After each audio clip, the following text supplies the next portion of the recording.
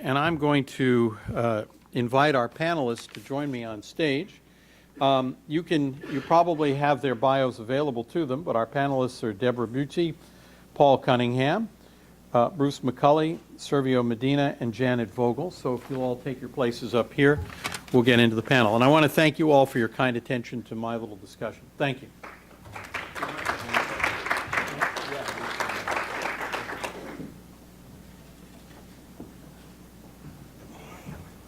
All right. See, I think I'm at the end.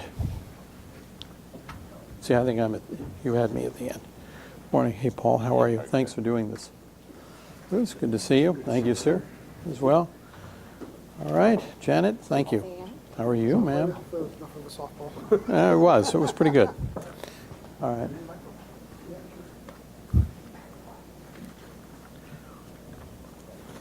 This gives me the briefest opportunity to get a swig of my coffee, which I think I left here. I thought I left some coffee. Well, it's gone now. My coffee. I was just going to take one last swig before we started this. Oh, well, I thought I'd left one. No, that would be kind of you, but I won't do it. All right. Well, the way we were going to do this, and I hope you don't mind, is I'm going to ask each of my panelists, and I think I'm going to go from left to right. How's that? To give a brief introduction to themselves, a minute or so.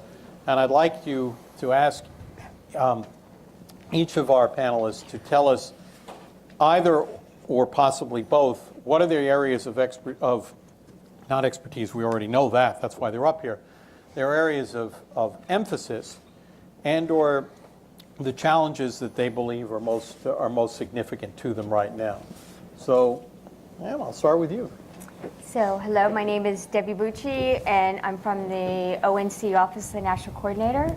I'm the branch chief of the Security and Services branch within the Office of Technology. My focus is on standard APIs, network exchange. I have a background from NIH running their data hub there, so I have a good sense of SOA architecture and the security significance around that. Good morning, I'm Paul Cunningham with VA. I'm the Chief Information Security Officer there. I've been there for about 3.5 months, but before that I was at Department of Energy for 6.5 years. So same set of problems, just different spin on it as we kind of look at PII and healthcare. But I can see that the same actors are trying to get in, and the same standards that we got to apply at different levels. So I think some of the bigger challenges is kind of getting out of this rut that I think cybersecurity's in with kind of, hey, we're not making it quick enough, so let's just do it faster. And it just puts us a little bit further behind on each cycle. We got to start putting in that risk management and understanding how to do sound risk management by using sound risk management principles that NIST talks about, and kind of getting back to the foundations of what we're really trying to do other than just layer more compliance on top of the things that we're trying to do. Thank you. Servio? Good morning, Servio Medina. I work in the Defense Health Agency, recently established to centralize and standardize ambitious healthcare across the military health system. So when you think Army medicine, Navy medicine, Air Force medicine, way of conducting healthcare, way of cybersecurity for devices, think centralizing that into one office, providing that across. Collaboration with the folks, tipping the hat to some in the room, who are helping to stand up the new electronic health record, MHS Genesis. So we are working towards the same goal there. I am a branch chief within the Cybersecurity Division of the Health IT Directorate of the Defense Health Agency. There is no acronym for that. Wow. Before I started supporting the military health system in 2003, back then it was the TMA Privacy Office, not DHA Privacy Civil Liberties Office.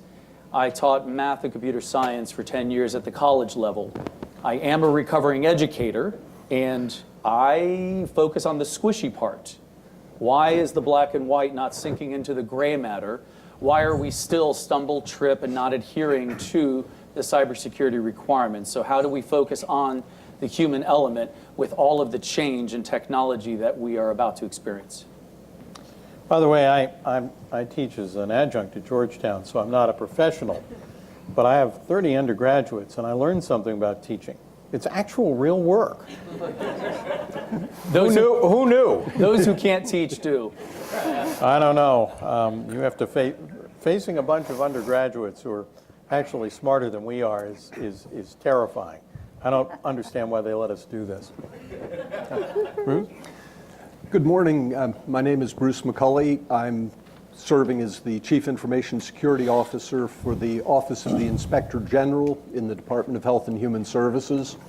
The Office of the Inspector General's job is to combat waste, fraud, and abuse in government healthcare systems.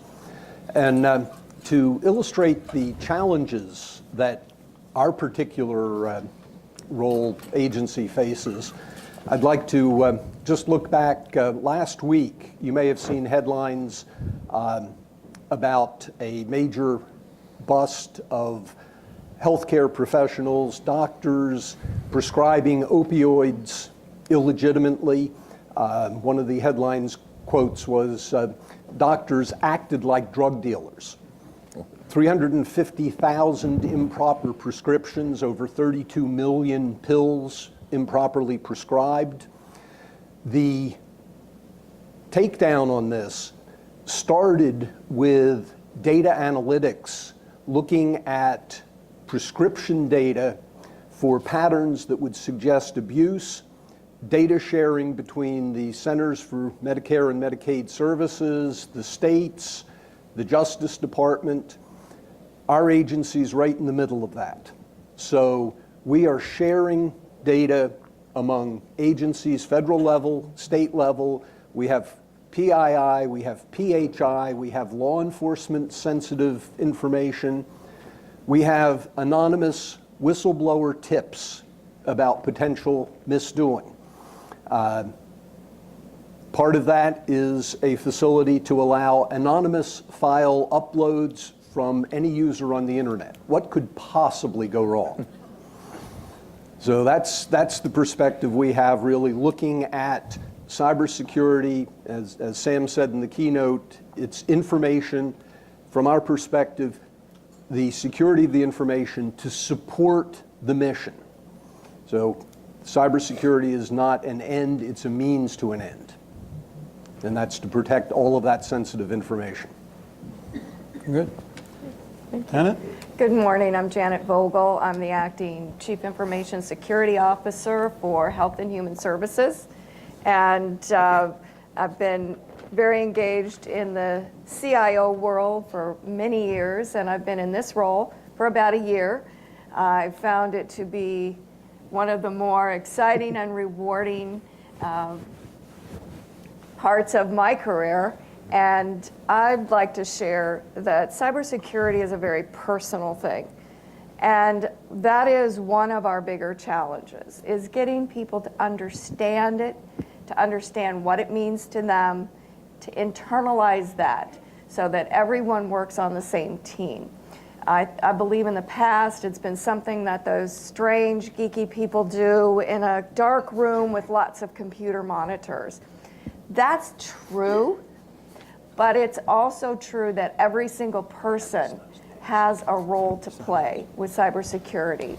So as we improve our tools, our data analytics, our data sharing, the more information we can find and share, the better. But it's also something that affects us individually because we've learned how hacks happen, and that is often through phishing, for people at home, anywhere. If you're related or you connect to anything else, you're susceptible, and you provide the pathway to a potential breach or hack. And so getting everyone on the same page to understand what you can do, change your password, change your password, change your password, is really an important thing for us. Thank you. So good morning. My name is Tom Schankwieler. I'm with the Center for Medicare and Medicaid Services, CMS. I'm the Director of Cyber Threat and Security Operations. I'm listed in here as Information Security Officer, and at the root of who I am, that is really what I'm about, is I'm about a security and privacy practitioner. Our administrator, Seema Verma, has coined kind of a phrase around CMS that says patient first. Anywhere we walk, we'll see patient first on banners, on flyers, on lots of branding. She talked a lot about it at HIMSS, as some of you may have been there. And so cybersecurity, kind of my guiding North Star is that patient first kind of thinking. And I struggled with that at first because I really am very far removed from a patient. But I thought about patient privacy, and that was a way I started to identify my role and my mission, the mission of my group with the patient and with the larger mission of CMS.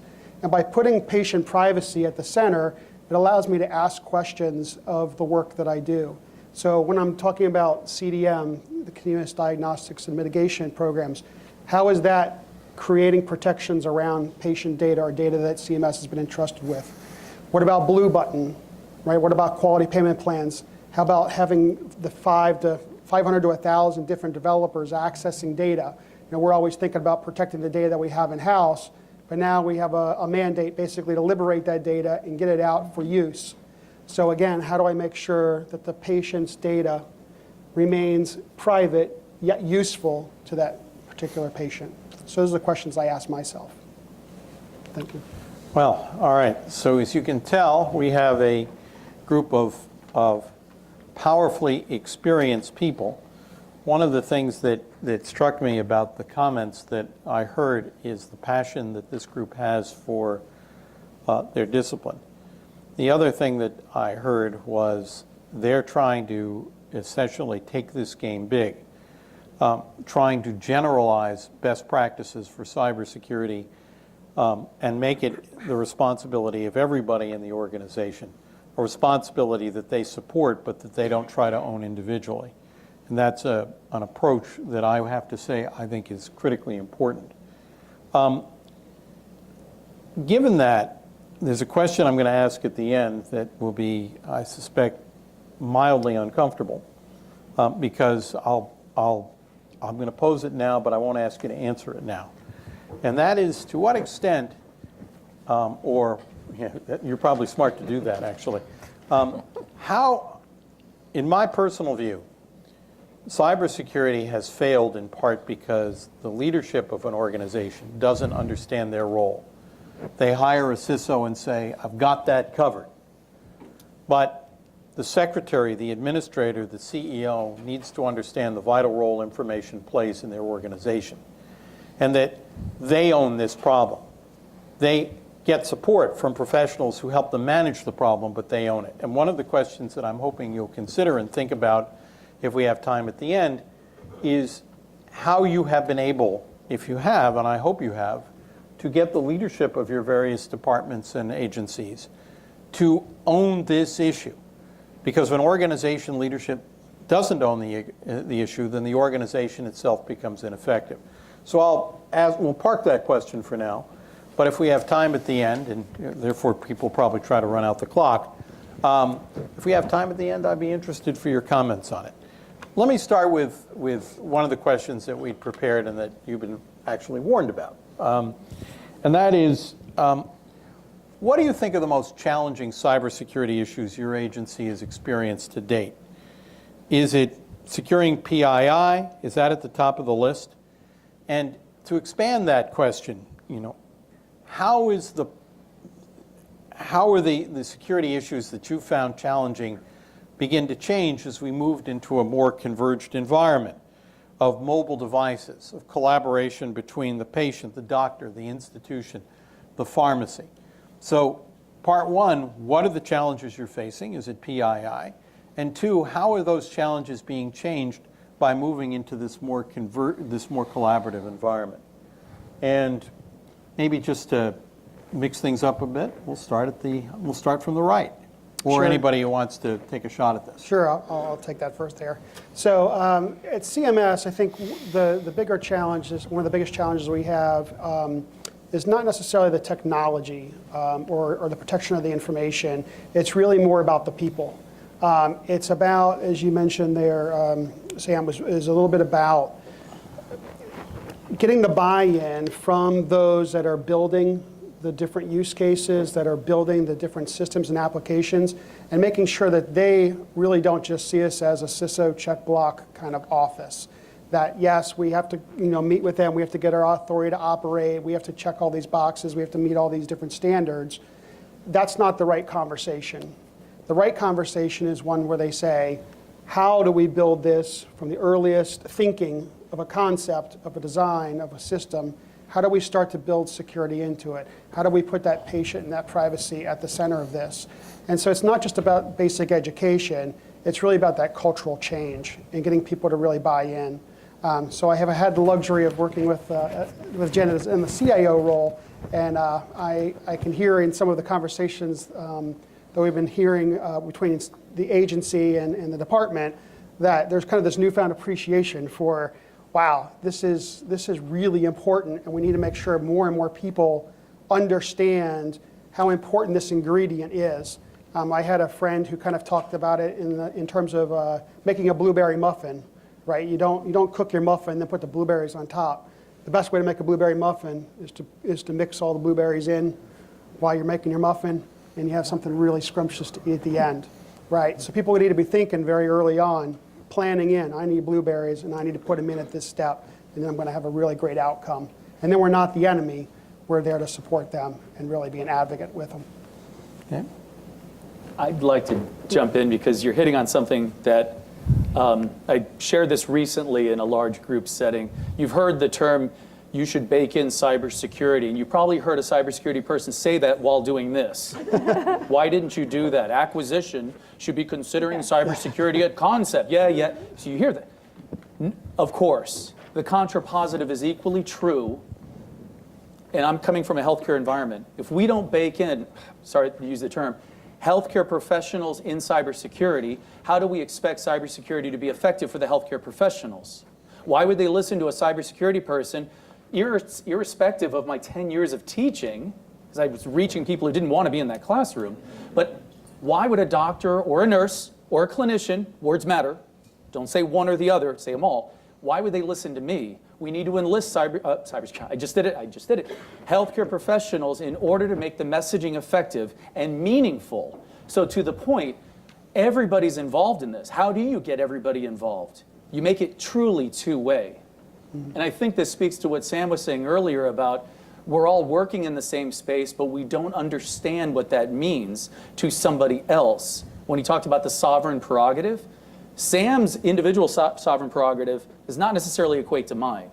So we have to get on the same page in order to bake in universally. I'm going to Thanks for that tee up. piggyback off you then. I think I'd take a different slant on that a little bit, in that while yes, it'd be great to have the clinicians, the physicians, the nurses in the room. I think what you have to do is get their understanding that the patient first, or we like to say veteran first, perspective includes cybersecurity and privacy. It's understood but not stated, and we got to get that into their mindset that if they're not thinking about it, then who is? And so it's not a matter of them being part of the cybersecurity team or our cybersecurity team being part of their operations. It's about them understanding that, hey, if a patient's data is lost, how does that impact their experience? And not only that, it's not like they can change their makeup. I mean, if they could change their physical condition, they probably wouldn't be seeking some of the services that we offer. So it's really challenging in that regard, that we have to change that perspective. I think Janet talked about getting that into the people in the process. As when the ship's on fire, everybody's a fireman. That's the kind of the mindset that we got to get everybody at. Debbie? So I think I have a little bit of a different perspective, because at ONC we have a national perspective versus worried about within, just like the veterans and as outside. And HIPAA requires that you have a security plan. There's a requirement that you do a risk assessment. ONC and OCR have, for small providers, provided information on ways to do that. The new the NPRMs and the TEP that just dropped is referencing the mappings of the cybersecurity framework to HIPAA. So cybersecurity isn't new. It's just that I think as we move from a personal opinion, from more of an enterprise perspective to a distributed data perspective, it's becoming more visible and there are other touch points that we need to touch. So it's not, I don't know whether it's raising the information to the CIO, but just that it's more complex. I'll turn to you in a moment, Bruce, if I could hold just for a second. Do you feel that, I'm trying to decide how to ask the question. To what extent do you feel that this conversation, that we're doing an adequate job of involving the IT organization? They're in charge of designing the architecture of the enterprise. They're in charge of rolling out the applications that we all use. They're in charge of making decisions about how these applications are provisioned. To what extent do we think the questions of cybersecurity, are we doing an adequate job of involving them? And I guess my sense is I don't think we always do. Well, but technology is always evolving, and all the emergence, how do you keep up with it? What is doing an adequate job when the rules that you play by are continually changing? I just think it's an evolving space. Fair enough. One thing, cybersecurity is not new in one context, but when compared with the legal profession, the healthcare profession, even logistics, it's infantile. I mean, when did law start? Canon law was in the 1100s. Cybersecurity for me started in 1983 when the Morse worm brought the internet down, and people thought, we shouldn't let that happen again. That's a very young existence for something that's supposed to be part of the business. It should be a business requirement. It shouldn't be the business of cybersecurity. It should be the cybersecurity of business. And I know that's kind of a catchy, buzzy phrase, but I think that's what we're referring to is unless cybersecurity is embedded within and regarded as a requirement and not just the scissors at the table, then we're still going to stumble trip. Right. Well, one of the things, and I've been thinking this on several of the comments, I keep trying to go back to first principles. When I look at security and try to really simplify it, it's about keeping bad things from happening and promoting good things. And I think a lot of times in the cybersecurity world, we focus too much on the first, and we get into a mindset that everybody's trying to do the wrong thing. And what we really need to do is to understand that most people are really trying to do the right thing from their perspective. Their perspective may be patient care. It may be delivering services. And they don't understand our perspective. We don't understand theirs, and we start talking past each other.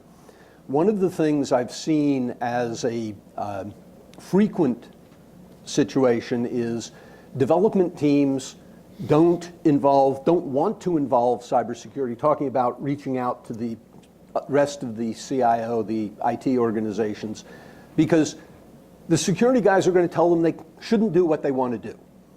And what happens is then they try to fly under the radar. Security finally finds out about it, tells them they shouldn't have done what they did, and it's a painful experience, and it becomes a self-ratifying situation. And what we need to do is to recognize that they're really trying to do the right thing, try to promote good practices, try to help enable the mission goals, and get everybody into a shared mindset rather than talking past each other. I would add that kind of taking that a step further, I've noticed that when I'm meeting with customers, so my office has a broad range of responsibilities, right?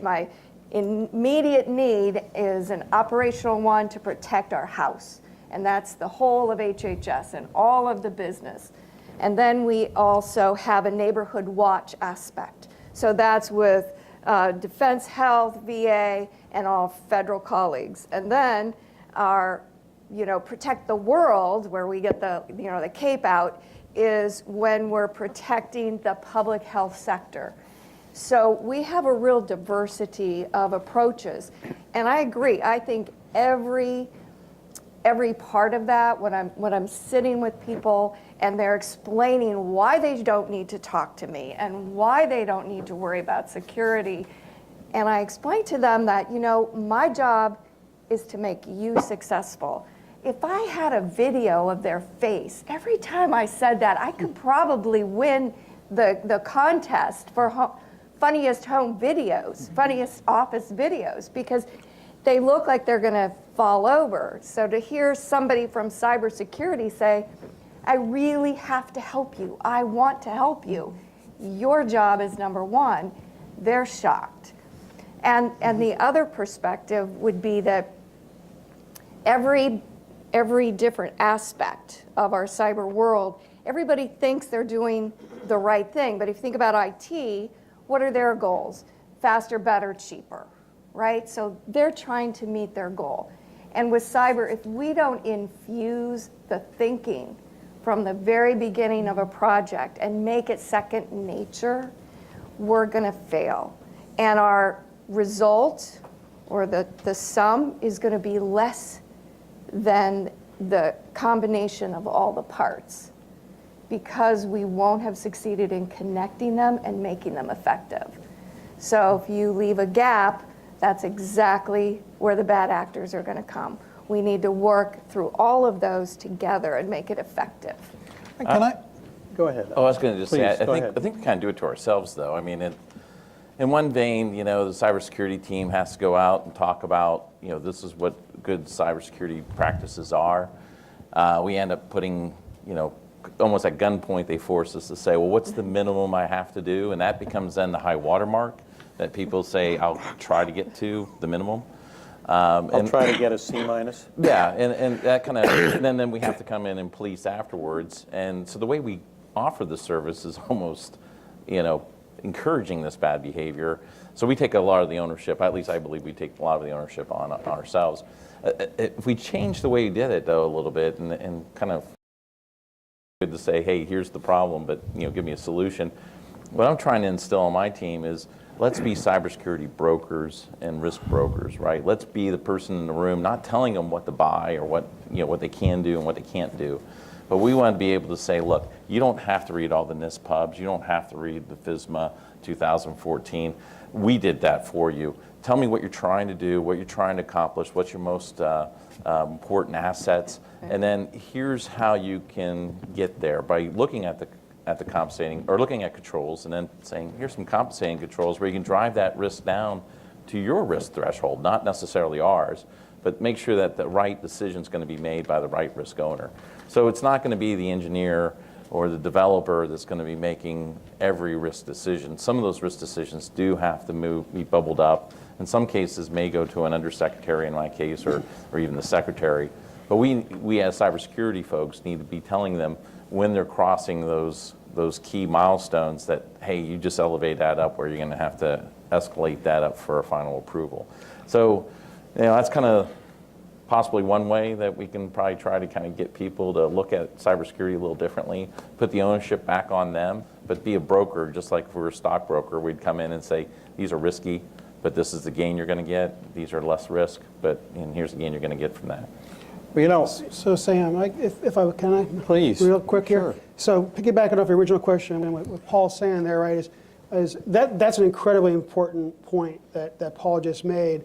And so in partnering with the IT part of things, and now we have the cloud available, one of the things we've been working on is with some of our cloud partners is making environments ready for the business owners. So when they come in, the platforms are built, they're ready, they're secure, they're plugged into our back-end operations, and they're already ATO'd up to a particular point. So all they really need to worry about is their business point and being that broker going, well, what is it you're trying to do? If you'll land here, I can give you 90% of your solution very quickly, work with your developers in IT.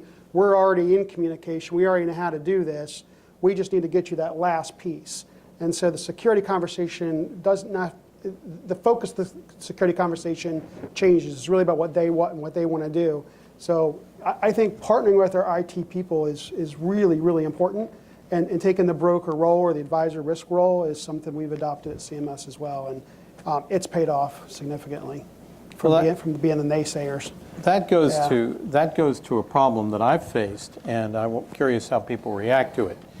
And that is, when I've talked to IT people, particularly in businesses that I've run, they talk about the delivery of services. That's their mission. And without being too explicit, I was talking to somebody about a big cyber breach in the US government a few years ago. And my friend said something that had never occurred to me, but is absolutely true. It's one of those things that it's obvious when you hear it, when you see it. And he said, that government agency has a mission. And the truth is that the compromise of all that information was tragic, but it didn't have an effect on their mission. All the things they're still supposed to do, they were able to do them. The fact that that information was purloined and is probably in a foreign capital is too bad, and we don't like it, and there may be consequences to it. But in terms of the mission we're supposed to execute, it actually had almost no effect on us. So don't blame us for not having spent money to prevent it and not having taken as seriously as we might have to clean it up, although I think they have tried to, when in the end, we're not graded on that. We're graded on the mission, on the services that we're supposed to provide. And so how have you been able, and I'll start again with Jen, I'm going to ask you this question. How have you been able to explain to them that you're making their mission successful in a world in which people will sometimes say, and this happened to me in the commercial world as well, hey, look, our information isn't as sensitive, it's not as valuable, the threat isn't as severe, good luck with that. Nobody's really after it, and even if they are, so what? How can I tell them that we're making them successful when these breaches, in fact, don't seem to affect their ability to deliver the things on which they're being given a report card? Well, one thing that people are very sensitive to is the mission.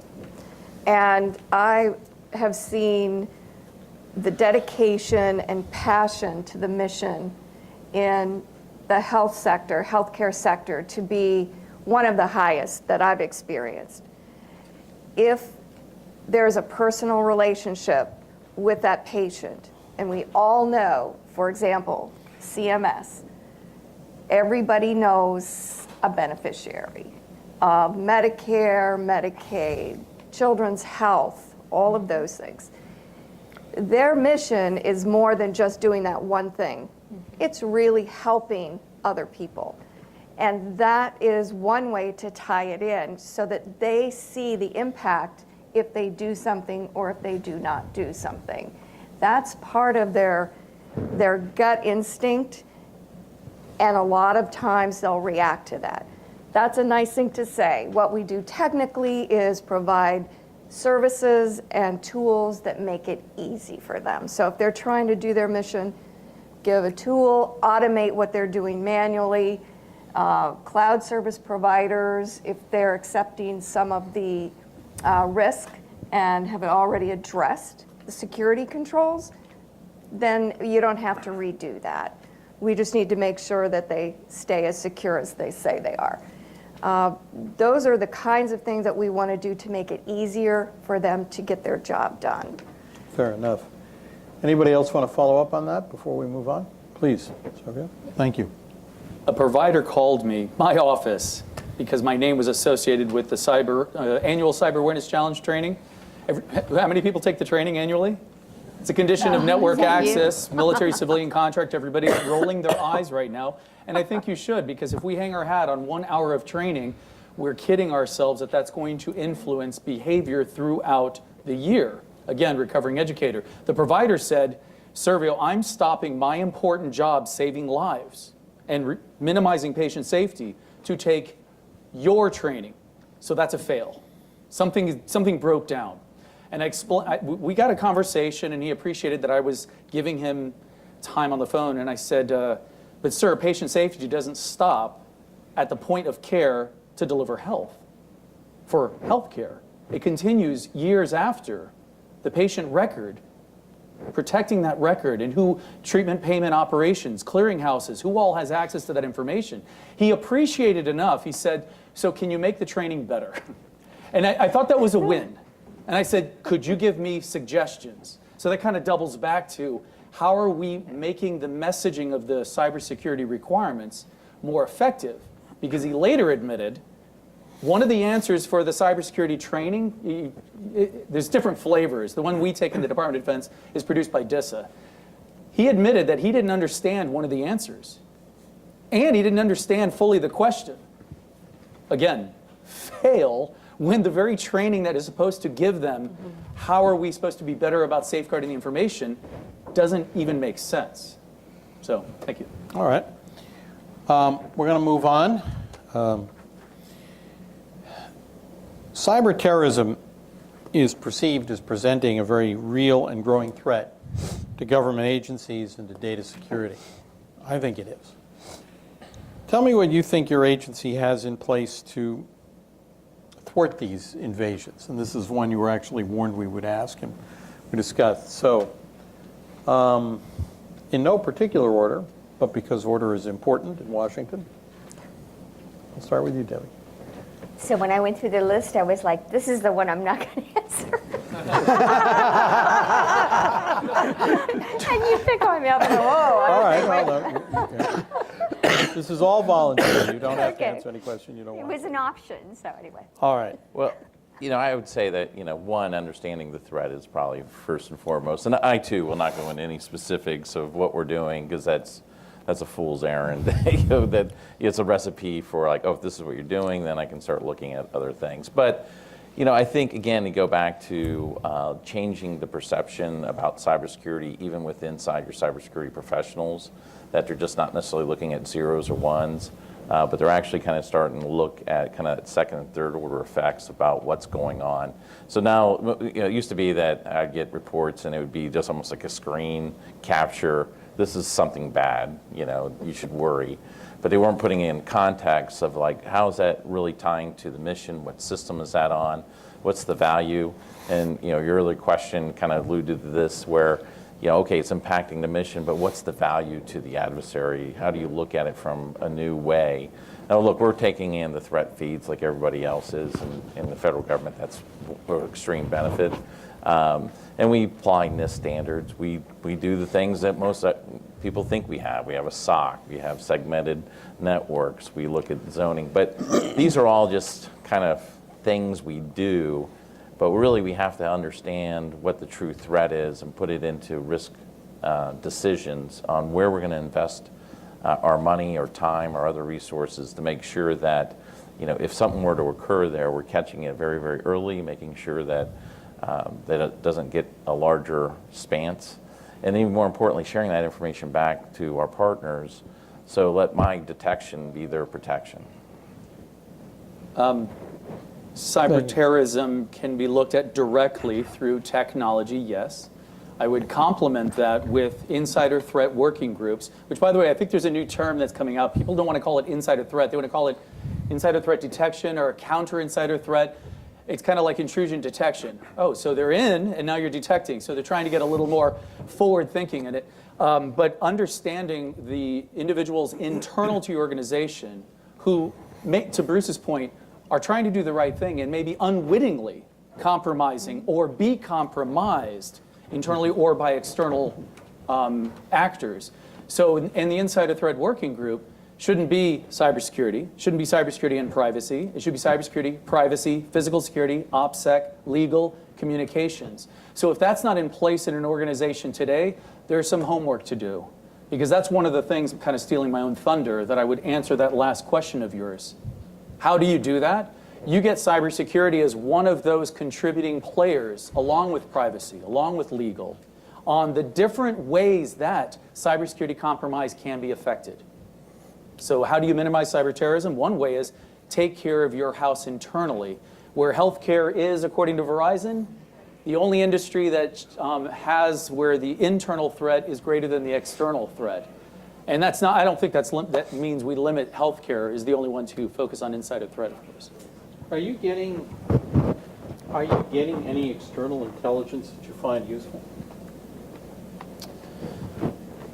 I was at a conference once, and an NSA director of SOC, I guess he was careful with his title, he said 0-day exploits, 0 in the past 12 months that they had to address.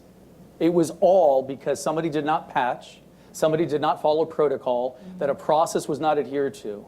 And I think that's telling, because that complements what HHS has said about the individual. Janet, how do we make sure the individuals are contributing? In 2015, DoD said 80% of successful incidents in the cyber domain trace back to, I won't say human error, because that's a terrible expression. Ignorance, negligence, poor judgment call, fatigue, willful neglect, criminal intent. That gives it more meaning. So yeah, I think when we get an external entity, whether it's HIMSS survey 2019, if you Google it, you'll see a great portion of the incidents traced back to benign intent, but oops, I did the wrong thing. Or the Ponemon Institute, or NSA. So that is validating the need to focus on what Janet led with. How are we addressing you and me in our decision making, our risky behavior? Fair enough. Okay. You're up. I'm trying to think of how to phrase this. I tend to take a expansive view, just going back to the original question about cyber terrorism and just what that is. And I see it as the erosion of trust. And particularly from our perspective, as I said initially, we're doing a lot of data sharing, of working with partners, and not just the insider threat in terms of folks within our networks, but all of the networks that interconnect. So the cybersecurity is very much a chain where the weakest link is the strength of the overall chain.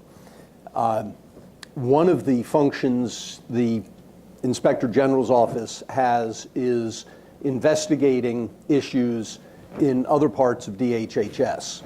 I can't say too much about it, but there was a situation in the headlines last fall about another component that had sensitive private information disclosed, and the ultimate issue was not a compromise of their network.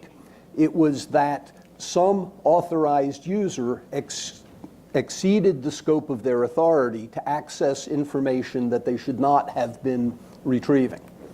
So the situation was some third-party partner compromised or some insider there outside of the scope of the local agency. So it really comes down to the strength of the security of all of the partnerships in the ecosystem. And I think that's very important to keep in mind, that it's not just your data that might be at issue, it's everybody that you talk to. You want it? Sure, go ahead. Please. Debbie was earlier talking about how we are moving from more of a monolithic structure to a distributed structure. And to your immediate point, when we start talking about the risks with our data sharing partners, that makes cybersecurity posture and management infinitely more complex. And we haven't even talked about that yet. Well, I'll just add on that real quick that if you have like your patients decide that they want to share that information or to download an application on their phone and they don't read the fine print and they're giving access to a third party that has no real wickets. I mean, now we got that complexity even more. So, somewhere, how do we get information from a very secured area, and we have IG and others come in and check to make sure we're doing the right thing. How do we get that security, and where does it start transferring the risk across to make sure that the owners of that data are protecting their data as well? And that's a huge challenge that we're looking at today. That's a different question. Well, one, Oh, you want to join in on that? That's a different question. Yeah. But the ownership of that data, You're more than welcome to. the I'll yield my ownership of time. that data, to your point though, Jill, right? Yes. To graph. What if DHA, VA, HHS, and a civilian hospital all construct the sensitivity of patient information differently? Standardizing how, oh, I'm sorry, I didn't even mention overseas. So standardizing the sensitivity of the information so then we can standardize technical and non-technical controls, tipping the hat to the complexity. well, just to pick up on that, one of the things that worries the heck out of me is that a lot of cybersecurity seems to be focused at a very low level. And Sam asked about threat intelligence, and what I see, it's indicators of compromise. It's all, how do you detect who's on your network? And we're not even looking at information. We're really looking at wiring in the electromagnetic spectrum and the totally different level of the system than the complexities of how do different organizations construe the sensitivity of the same information. So I think there's a danger of being distracted sometimes by the nuts and bolts and losing sight of what we're really trying to put together. Fair enough. Please. We spent a lot of Good point. time on detection and response. And my suggestion is that we look at more preventive measures. And sometimes things that we used to think about on the back end, like disaster recovery and continuity of the operations, we can really turn that around so that it's more to our advantage for prevention. For example, if you lose data, if it's destroyed, how do you gain that back? If you are very proactive in following all your backups, all of your offsite, all of your protection, you should be able to recover and go on. So think about losing a hospital's worth of data about patients. How do you recover from that and continue the care of a patient?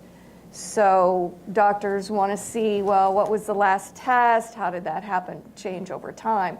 If that's not there, they basically start over. So we need to think about how to make some of the things that we had thought about in terms of maybe just IT solutions as part of our approach for security. Can I follow up on that with an unplanned question, but I think one worth answering, or at least addressing. In the example I cited earlier, the breach, there was no evidence that the integrity of the information had been compromised, and therefore, boo-hoo, the information's been stolen, but we keep doing our job. How is information integrity now? What role is that playing? That, I think, is an issue that goes, as you said, directly to the mission. If somebody steals the information, but you still have it and it still has integrity, there's a fig leaf. If, on the other hand, assurance about the integrity of the information is called into question. So to what extent is information integrity becoming an issue with center stage in any of your agencies, or perhaps all of them? And if so, how are you addressing it? Anyone want to take a shot at that? So I think we need to assume that a lot of information is already public about us in general, to probably the majority. And there have been a lot of work around creating security profiles, especially to the third-party app getting access, using techniques like OAuth, OpenID Connect, being able that you're using PKI based. You have things like FIDO or using biometrics. There are ways that you could possibly, for data, have the provenance to be able to go to detect or at least determine whether that is from a true source. I think it needs to get to that level when you're actually exchanging data. Are we there to a standard that we all agree upon? I'm not sure about yet, but certainly, which is you're going to another question, the use of a mobile phone is much more secure I can log on to my one Mac device and the other 5 Mac devices know that I've already logged on. I get messages all the time. So I think that whole world is changing tremendously around that. That's a fantastic point, because you may still have your data and feel the integrity hasn't been compromised. But if you don't have a handle on provenance, there may be an inject of the same data that has been changed. So you get this sense nothing's changed, but now a new stream of information's come in that looks and smells and feels and forms just like the same information. And it doesn't share the same integrity because you can't trace it back to its source. Fair enough. Anyone else want to discuss this issue? The only thing I would probably add to that is, I think one of the things we're really dealing with is the misuse and unintended consequences of making data available to the third-party developers and apps, right? So we've been getting a lot of questions in. We'll talk about the healthcare side of the house. Is we've got the covered entities that work for the beneficiaries and so forth. And the questions that are now coming in, are the developers now under HIPAA or are they not under HIPAA, right? And so there's this gray area of, not really, but you're still responsible for them, and you have to have the right oversight of your third parties, but then again, it's really on them, and you just really need to review their rules of behavior, and so we don't have the strongest standards. And ONC's done raising the hand, so I'll absolutely feel free to quantify and qualify any statement I make. But those are the kind of questions that come in, and whether ONC says one thing in one area and it's something different in another area, and it's always has to be taken in context. The media is still fueling this conversation about, what is it and who can use it and how do they get on board. And I was even talking with some folks at the VA over at HIMSS, and they said, a lot of the developers we have from our staff are the same developers that are supporting CMS. Someday we should get together and vet our developers together. Well, what a nominal idea, but we haven't done that yet, to my knowledge. But it may be happening. So, Deb, you want to talk about ONC a little bit? Yeah, I know I might have thrown a hand grenade out there. That was a lot of stuff you were saying. So, Don't throw yourself on that. Yeah, don't do that. A patient has the right to their information, and they have a right to get it any way they want, whether the app is secure or not. But an organization also has a right to set their boundaries about how that app interacts with your organization. And so because of the third party, it could be that you're interacting with some that are HIPAA covered, some that are not, but yet there should be a security baseline or standard that especially the HIPAA covered entities would align with, and that also once a patient gets their information, there is that fine line that not only is it that patient a patient, but that patient is consumer. And so at that point, there are other, I want to say FTC in some small segments, there are other protections, because that's the other thing, the privacy and protections and how do you cover for your information. So it's a more dense, it's not easy. It's a dense area, but it's possible. Right, and so that gets down to, how do we make the individual know that their data, what's the consequence of them using this application? Education. If it's just the, scroll down, click agree at the bottom, we know we're all pretty much trained to skim, if best, and hit I agree. There's probably some of those legalese minds that read every word, but for the most part, we just go through. And so I think there needs to be some legislation around making, those questions right up front saying, do you know that? And after a few, you're on your way. Maybe that's not the right answer, but we need something more that really empowers the patient. Well, look beyond just the applications that you're downloading to access your information. What about those other applications you're downloading, your Candy Crush and et cetera, that can then start, moving that data around? So I mean, it's. It is, the more you pull that thread, the crazier it's going to get, right? So, and it's a very tough time, as you pointed out, but it's things we need to start thinking about now while we still have at least some grip on the ball, and not until it's in the other hands. We're beginning to get sort of into the end zone here. I want to pose a question about the future. And I think the future is rushing at us, and it may already have arrived. How do you all view the cybersecurity challenges in your agency and with your mission that will arise from changes in the global IT infrastructure and technologies? We are going to see 5G. It's going to envelop us. It's going to provide direct interconnectivity between devices, the industrial internet, the Internet of Things, call it what you will. IP version 6 makes available, what, 2 times 10 to the 24th IP addresses available, which is a really big number, I'm told. AI is going to allow us to not only to collect data from these devices, but make very focused decisions and mediate the use of our resources. How do you see the new global IT ecosystem affecting your cybersecurity challenges? And although it may be a little early to answer this question, what do you plan to do about it? Anybody want to take a shot at this? It is certainly coming. 5G implementation is abound. I chaired a session last week about smart cities, and everybody talks about it. Alibaba in China is doing it with transportation. They call it City Brain. They are not only doing it, they are commoditizing it, productizing it, and taking it to market and exporting it. So the use of AI across broad swaths of infrastructure, that's coming to us now. We'll see it in a city near you. So how do you view the cybersecurity challenges? Are we going to be? How will you migrate or operate in this new kind of an environment, and what are we going to do about it? Anybody want to take a shot? I would say first, don't fear it, embrace it. It's coming, right? Got it.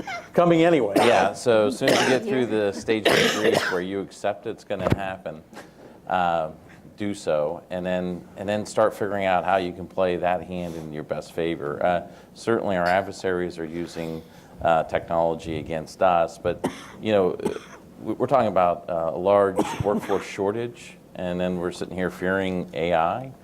To me, that seems like a logical answer that's going to help solve some of those problems. But I can tell you that we can't do IT and OT. It just doesn't work. We can barely keep up today with the way we're doing IT, the standards. If you look at how IT works and OT works, we have to embrace the fact that our desktop computers every 3 to 5 years we replace. OT, 25 years or more, right? We have to understand how those environments are different and then embrace that and figure out where we need to go. If I sat and told the secretary that my goal as a CISO is to do the things we're doing today, 5 years from now, that's my 5-year plan, I'm pretty sure that'd be a resume-generating event. But why in the world am I doing it the way 5 years ago? Why am I doing that today? So we're going to have to get people in the room that are going to have to let go of that compliance mode and start thinking kind of second, third order effects and think like the adversary and start really taking the technology and using it to our advantage. Fair enough.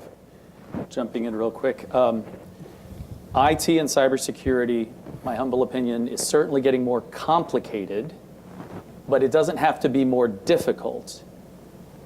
When we rush to adopt, we make things more difficult. There was a Forbes article recently about how doctors are spending an inordinate amount of time at the end of their day because the electronic health record that's supposed to make things easier, faster, cheaper, stronger, they're spending more time sifting through data because it's easy now to take a dump of 20 pages of electronic data and say, now you have to sift through this per patient versus SOAP notes, anyway, what the doctor would scribe down per patient, which was very thoughtful.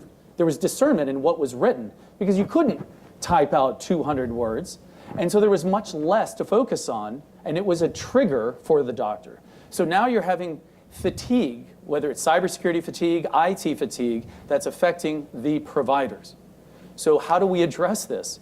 We have to saddle up, of course, better with the IT folks so we don't incur the doctor getting fatigued to make an inadvertent to Bruce's point, trying to do the right thing, but we don't make the right choice, the easy choice necessarily, when it does get more complicated and more difficult.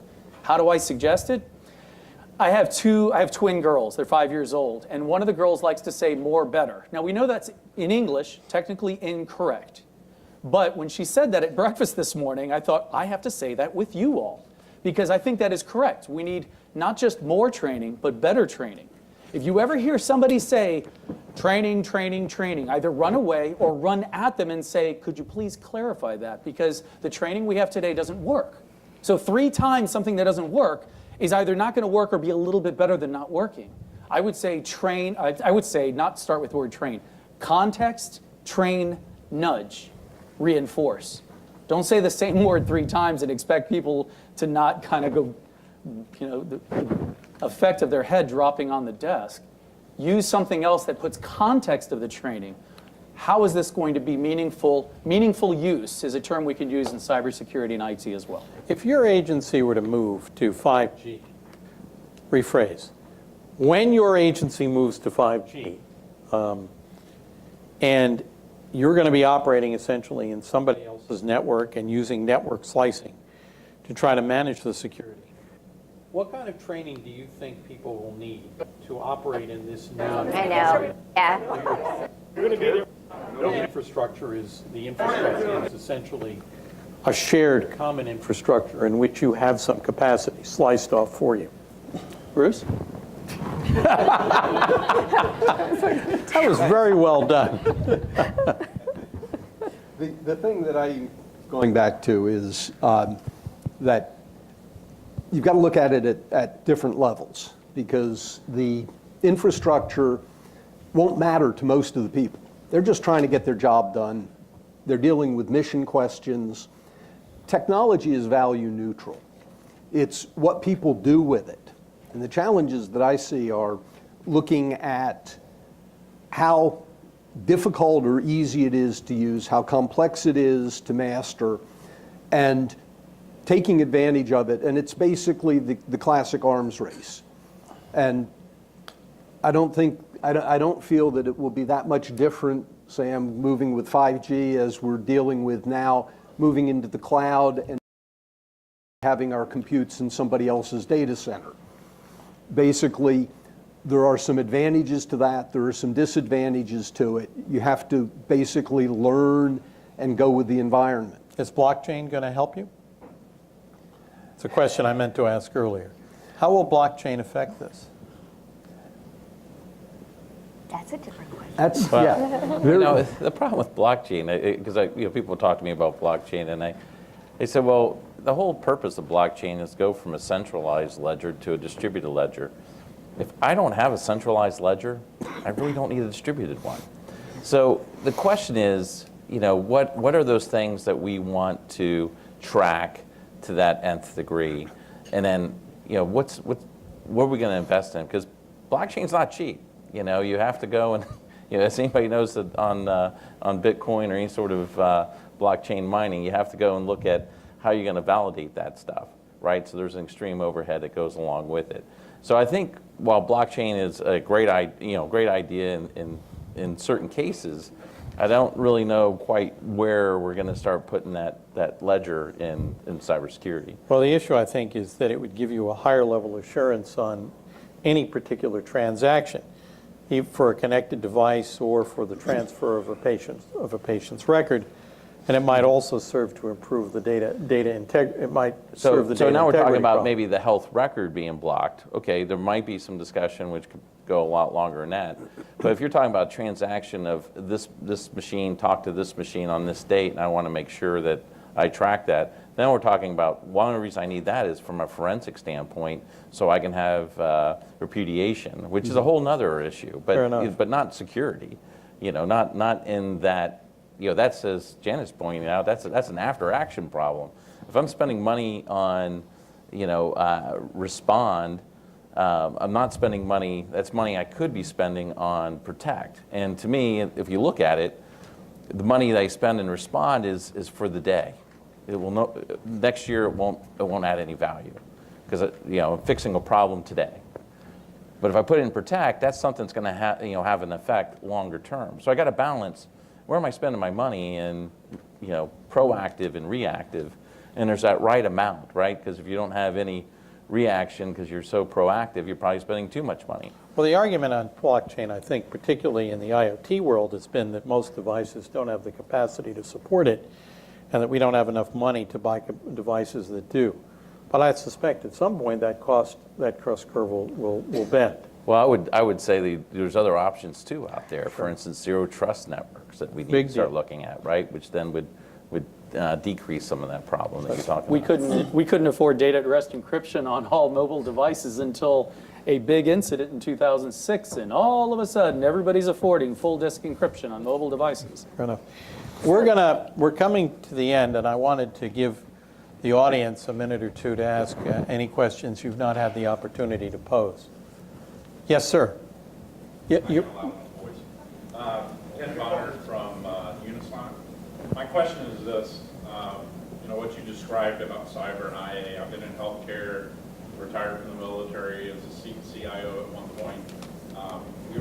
Information assurance, now cyber, was always the bad cop, right? Always the person in the way of progress, right? Always that hurdle you had to get over. How does cyber, in today's age, be one of the ones that's helping to encourage innovation, being part of the innovation, and instituting best practices, and flipping that coin? It's almost like police are seen as a bad thing, and they go out in the community and try to become part of the community to try to flip that. So how does cyber do that? Because right now, it's kind of like cyber is seen as the one preventing the innovation and not encouraging it. So how do you do that? And are you doing that very easily? The DHA CIO about a year and a half ago gave a charge to his entire staff. We have to move from cop to counselor. We did not talk about this before your question. That cybersecurity has been too much of an air-gapped policing agency, that we have to, especially what I alluded to the DHA, all MTFs, DoD hospitals are coming onto a DHA network called the Medical Community of Interest. So that's one big muscle movement. Another one is coming under one authorizing official. So one person, Mr. Flanders, has the charge to determine risk-based acceptance of IT in a homogeneous environment. And then third, well, two more things. They're all coming under the authority, direction, control of the DHA, and many people are becoming DHA people. So he said, we cannot continue in the old IA mindset when you may have heard people not long ago say, you can't patch stupid. Funny. We can't afford to say it anymore.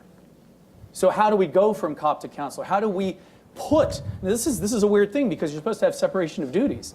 So that's the part we're dealing with right now.